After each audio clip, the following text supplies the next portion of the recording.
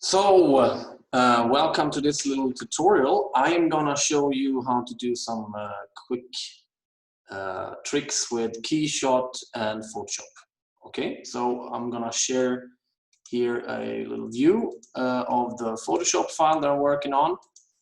Here is a picture from Belgium, actually, that I've taken. And I modeled a little test object. It's a kind of a weird object. You see, it's a cube with some mirrors on it. This model is here in Rhino, so I can show you how it looks like. So here I have simply modeled a solid material and some mirrors here in blue. All right. This I have imported into Keyshot, and this goes like this. So I'm gonna share the Keyshot window, Keyshot there. So over here we have the Keyshot window. I go to File and I go to Import, and I'll take here's my cube then, and new one, add some new one set exactly. Snap to ground, up orientation Z. In my case, it doesn't really matter, but this is quite important. Otherwise, you will swap your model in different directions. This could be changed later though. So here it's been taken in. So what can I now do with this? Well, I can add materials and stuff like that, but the background situation is actually the absolute most important thing. So what you can do with this is simply the absolute best thing to do is to use an HDR background. Okay, so here on environment, there is a preset background already looking like this, and this is not so fun, I suppose. If you go to the internet and you look for HDR images, like for example, over here, cgtrader.com is a place where I usually check for 3D models and different materials. So in my case, I went here I searched for HDR, okay? And then I went down to click here on free, and I simply browsed through and I found this one. Not some preview coming up, but here, for example, I can download the HDRI image. And this is a 32-bit image, which means it has more information in it. And I will show that in Photoshop soon. If I then go back to Keyshot, I can then click here. I've saved that file already. So here I have, for example, the cathedral. Okay, so I take that in, and it takes a while for it to load, but now it's there. The thing is, my object now takes over all the information in the file. You can see how it reflects the HDRI image in behind. Okay, so now it looks a little bit weird with those blue things there. Certainly, yeah, well, I'm gonna try to place this here on the ground, okay, and make it look a little bit better than this. By the way, if you saw when I zoomed out, the whole thing is a sphere, okay, which means that somebody has carefully put this together in a photo merge in Photoshop so that it becomes a 360-degree image. We could do this too in an easy set of steps. So here I have my object, right? And I can go in here and simply click my materials. You see it gets saved here through layers.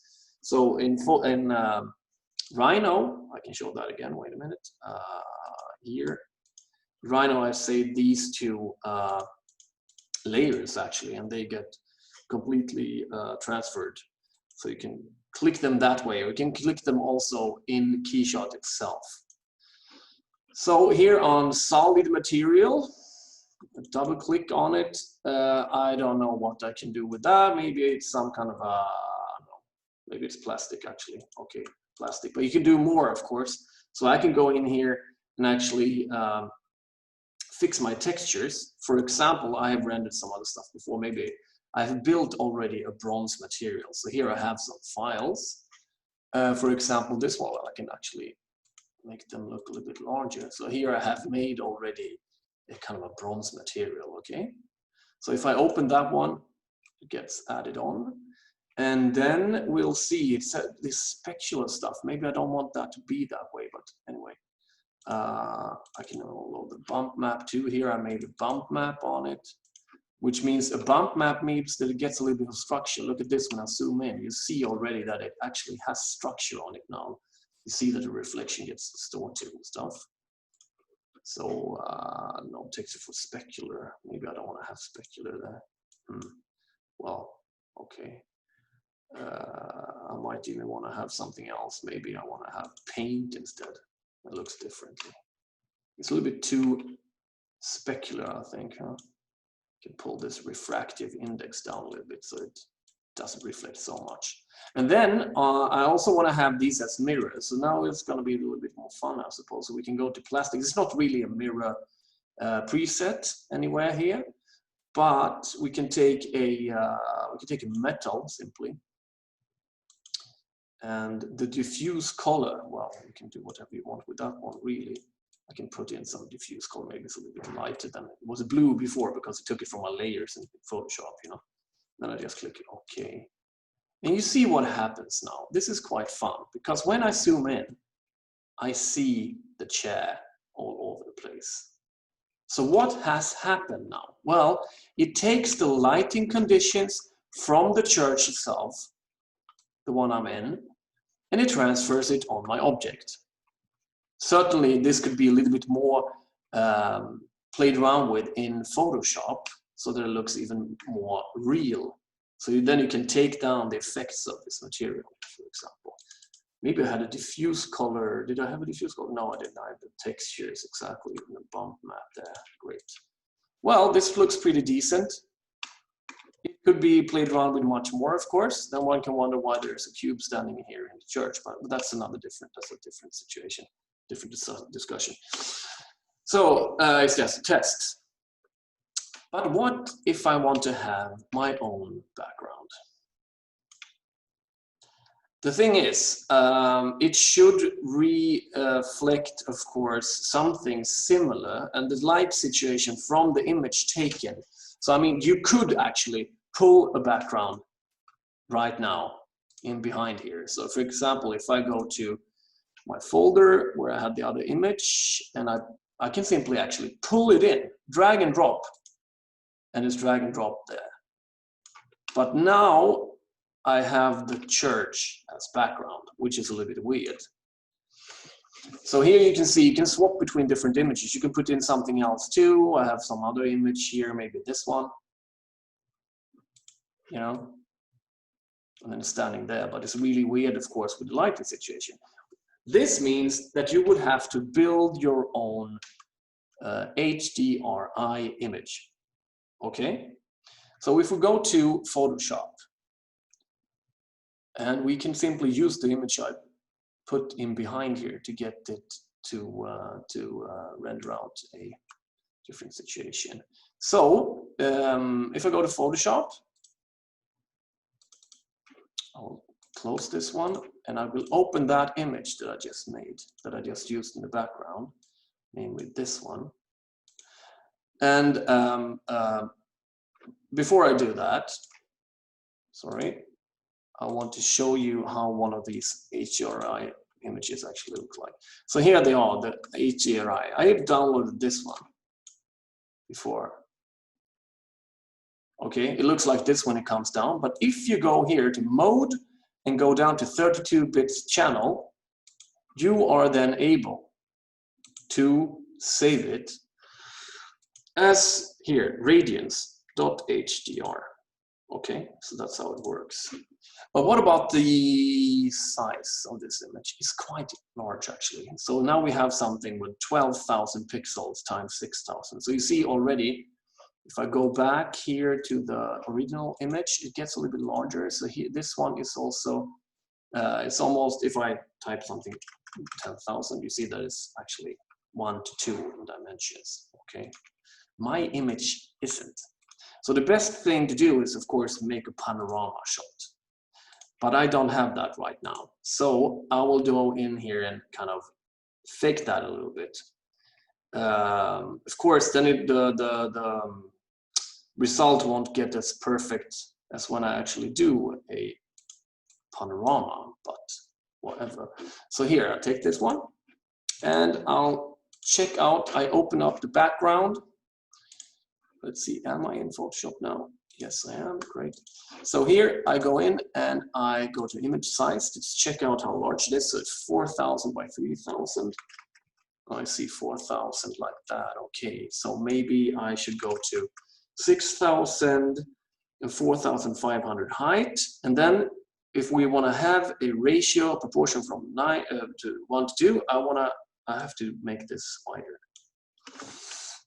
Okay, so I go to canvas size, and now we have a problem with this image, of course, because we have the road going there. Well, and we have a tree that's cut in half. This is a little bit irritating, but whatever. I go for 9,000 and push it to the left. And now I just simply pull my layer here, whoops, to the right, maybe like that. Now I have a copy of it, and I'm gonna Control-T it and flip it horizontally. And maybe I can fake that tree a little bit. Well, that looks a little bit weird, doesn't it? Okay, that was not so good. So maybe I can go something like that instead. The thing is, I don't really care about the edge here is of course a little bit irritating, I must say, you know. So we can go and merge layers, and I can do some kind of a fast fix to it in that I use a healing brush. Simply try to paint this together. It's gonna take a while, sorry. That was obviously a bit heavy for my computer. So I'll do that again here. So I don't want to see that in the reflection. But this is just a lighting map, so it's just a test, the first test. Okay, one has to work on a little bit more. So this is not an optimized image, obviously. It would have been much better to simply rotate and then take a couple of shots and make photo merge, which you can do here, by the way. Automate, and then you go to photo merge, and then you can blend images together. But you probably know that already. So what do I do now with that image? I'm gonna test this to see how it looks like. Okay, so I go to image mode and go to 32 bits channel, and then I go to save as and go to an radiance down here, and I will go to my HDR folder. So this is Antwerpen HDR. Okay. And then I press save. Let's see what happens to the image in Keyshot when I do that. So let's go to Keyshot. Where is it? There. I mean, mind you, of course, this is just a really fast test. So now I can go in here to, here I go to environment, and I open my folder, Antwerp, and it's gonna take a while to take it in. But that's pretty nice, actually. The problem here, of course, is the reflection is a little bit weird, right? So I see some stuff, but still now it has adapted the whole environment that I have in the image. Now we see a little problem here because the resolution in the reflection is less good than it is here, which means the proportions aren't so good. So if I go back somewhere here, maybe I have to diminish it a little bit. Something like that, maybe. Yeah, one has to go in and look at the proportions then so that it really fits, but this seems to fit somewhat. Yeah. You see, so now you can put it in like that. Certainly, it's also about the size of the environment itself, so one can go in and adjust that, of course. Adjustment, brightness, contrast, you see you can pull it back and forth to make it look differently. And also, of course, affect how much it affects the object I put in here. Exactly, the saturation, all kinds of stuff you can do. This is the light source, okay? This is the light source that we're dealing with here. And yeah, sure, you can just pull it around and test that, of course. But then, mind you, if you don't want to do something really fast, you can also actually go in and take out those reflections in Photoshop and simply make them smaller or larger, affect them afterwards. The main idea here, what is the most important thing, is that my materials adapt to the image I'm using. This is the main thing. So maybe something like this. Then certainly you can also go in and rotate the whole background.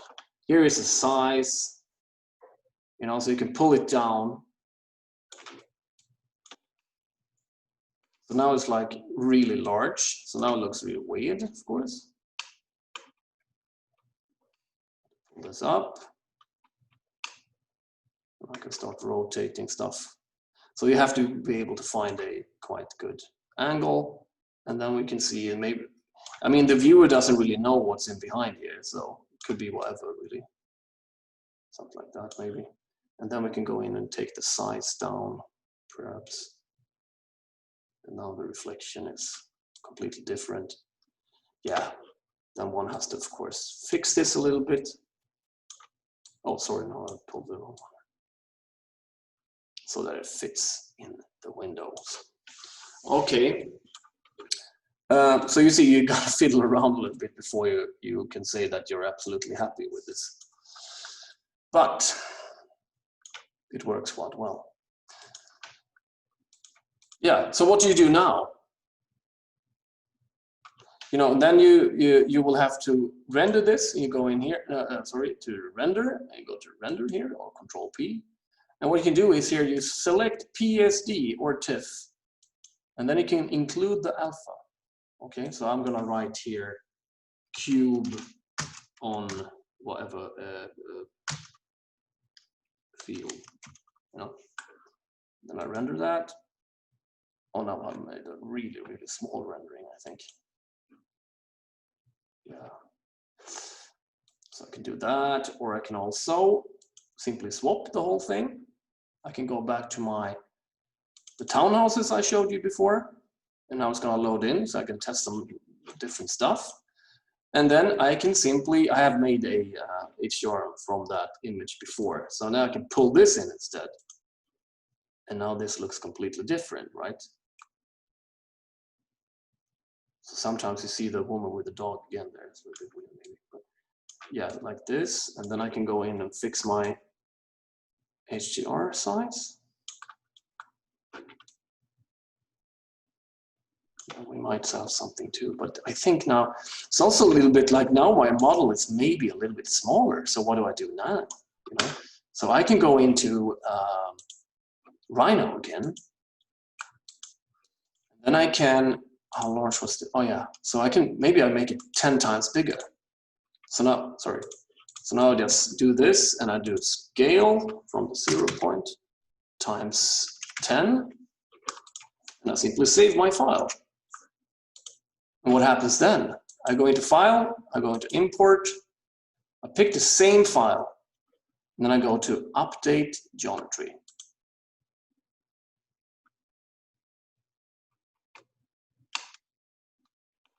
If I want to change something. But does that work really well? I don't know.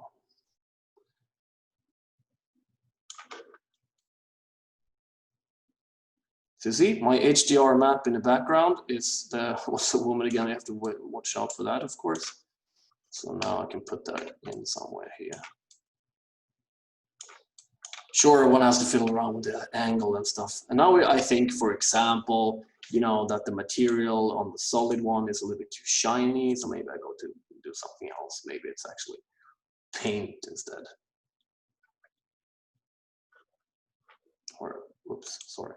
Maybe I already had paint. Maybe I have something else like diffuse.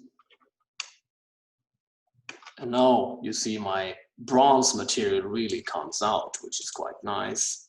I can pull this down here a little bit. Whoops, not too much, because then the whole sphere comes into the reflection. That's not so good.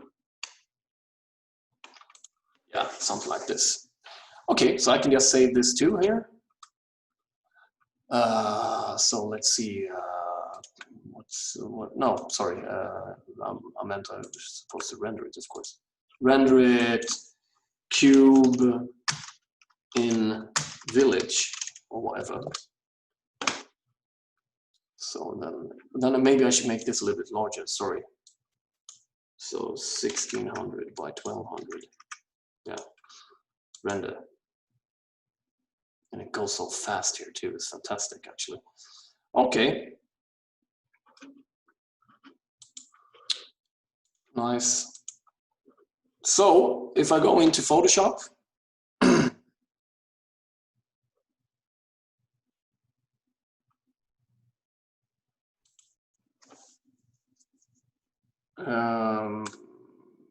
where is Photoshop? Here.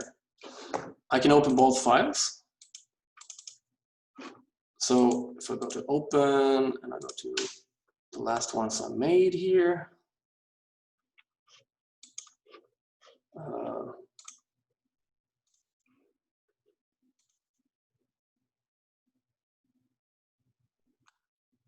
oh, I might have not saved that one. Oh, oops, sorry. That was, of course, a little bit. I forgot to save it, I think. Well, stuff happens, doesn't it? So render queue. I'm not going to save it there. I'm going to save it here instead. And then we'll see render. Great.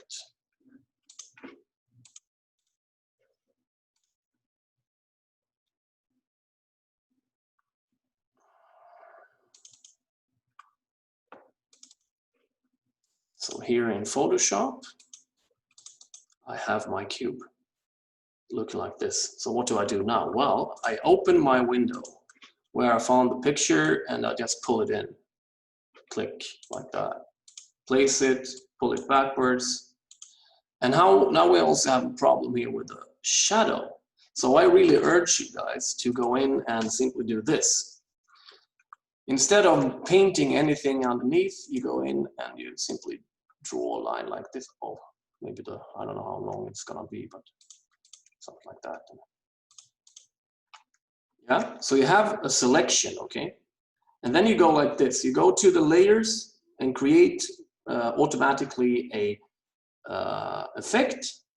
And also in the same time, you create mask. So if you click here and you go to brightness contrast, for example, and I go down with the contrast, now we are adapting actually the colors that the square here has. So I'm not painting anything. It's too sharp, so if I click Alt and left mouse button, this is what the mask I have done. So everything which is white is going to have an effect. Okay, so I can go into filter, I can go to Gaussian blur, and then I put some blur. I don't know, maybe 2.4 is enough. I have to check that out. It looks pretty decent. Okay, so if I now go to another, I see now that the color is a little bit too much color on it if you compare here. So I can go in here and I can go to hue saturation. That is, I create yet another one of these. But you notice I didn't click anything. Why didn't I do that? Well, I already applied a blur to this one, so I want to copy this one. So I just press Control Alt, copy. Then I go to my other mask, copy it in. So now the masks here are the same. If I now go and click on my image again, I see everything. And if I click on this one, on hue saturation, I have the possibility to take down the saturation like this. Yeah. That's it, guys. So any questions, please contact me. Cube in Village 6B. And the course files are in our shared folder. Thanks.